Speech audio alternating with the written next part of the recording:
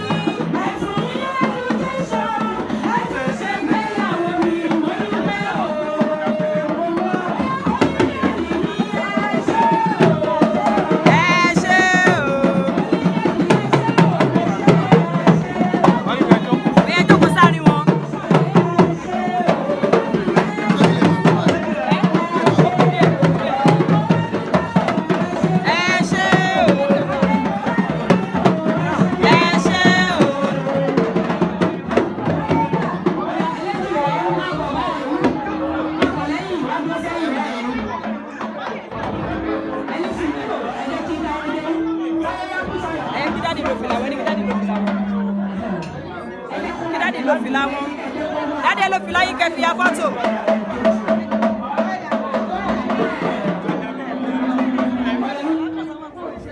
Ó yá.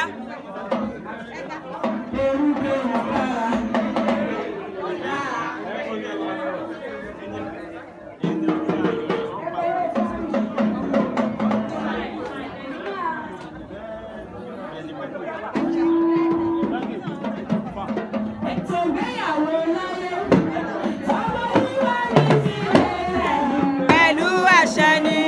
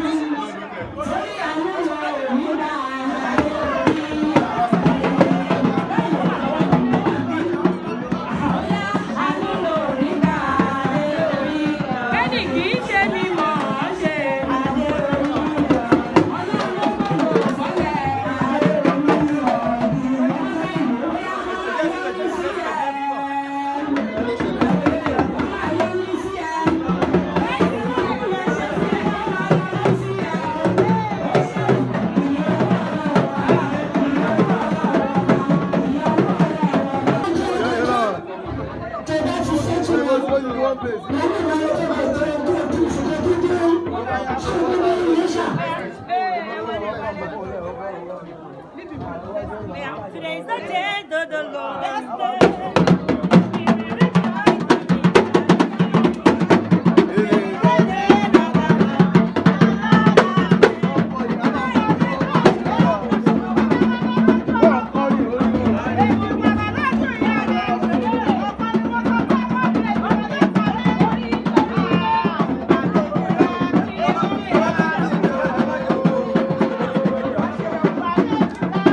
Inú mi á dùn o.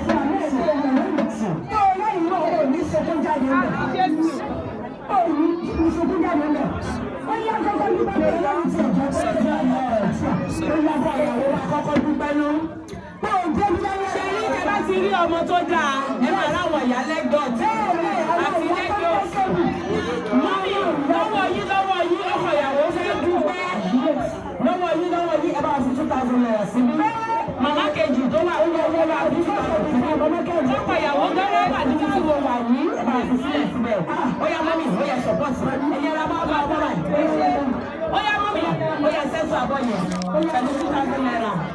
Gbogbo ẹ̀yin ọ̀rọ̀ yẹ kọ́kọ́ wá fún ọjọ́ ìyàwó ìyàwó tó dúpẹ́ ẹ kọ́kọ́ wá dúpẹ́ ìyàwó tó dúpẹ́ ẹ̀yin ọ̀rẹ́ ọ̀yà ẹ̀yin lè dúpẹ́ kọ́kọ́ ìyàwó tó dúpẹ́ ọ̀rẹ́ wo ló sì wọ́ ọ̀pọ̀ ìyàwó àbọ̀ wá síbi tí mo wà yìí àbọ̀ wá síbi tó kọjú sí òde ìgbà báyìí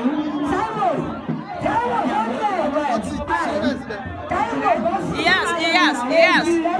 What is she? Doctor. Yes.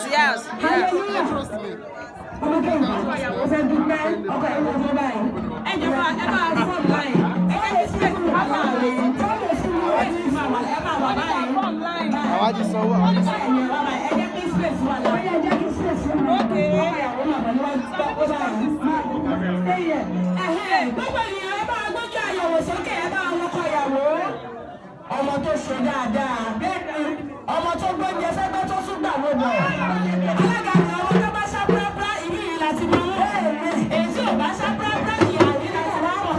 ọkọ ìyàwó tún bá lọ́wọ́ Ẹlẹ́dùmarè ọba dáadáa. ó ní kí wọ́n gbé yan kó wá bọ̀ ń dúpẹ́. ọkọ ìyàwó wà á mọ̀ torí àwọn tó gbé e wá. àti torí àwọn tó mú ẹwọ́ ìjàlẹ̀ àtàwọn tó torí ẹ wá síbí. gbogbo ènìyàn bá wà dídé dúró. kẹsàn-án wípé appreciation.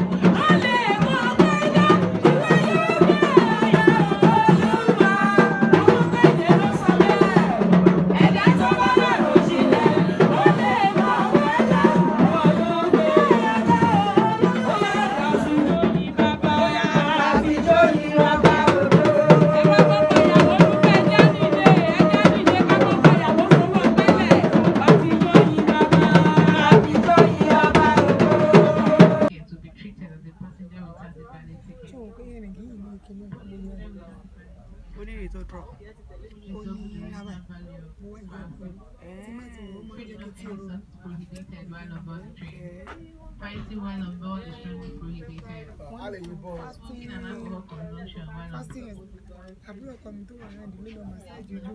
Which is a fully air condition. You may need to wear thick clothing to protect you from the cold. Lifting of the items that are not allowed on Lagos Ibadan train service include luggage above 25 kg.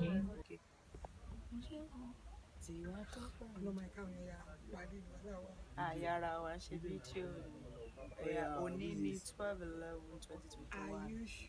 Bẹ́ẹ̀ ni a fẹ́ lọ bá ọmọ kan lórí rẹ̀ ọmọ ọlọ́jọ́ bí ó ní Yorùbá Broadcasting Network. So we're going to the CEO's wedding. At the same time, it's birthday. And the birthday boy. The birthday boy. The wedding boy. And the wedding groom. boy. The groom. 2 in 1. Ladies and gentlemen, behold, we are moving to the groom and the birthday boy's wedding today. On our way to Ibadan. This is not Ajere Iroyin. This is Iroyin in Abeokuta. No, we are not in Abeokuta. Inside the plane. Oh, sorry. We're Inside the train. We're in the train. We're moving. Can you see the train is moving? Moving train. Can you see that? Yes, moving. We're not the only one here. Let them see that we're not the only one in the house. We have many people only this way. So this way. So you can say you can catch out. We have Ramani from Fatima Instagram.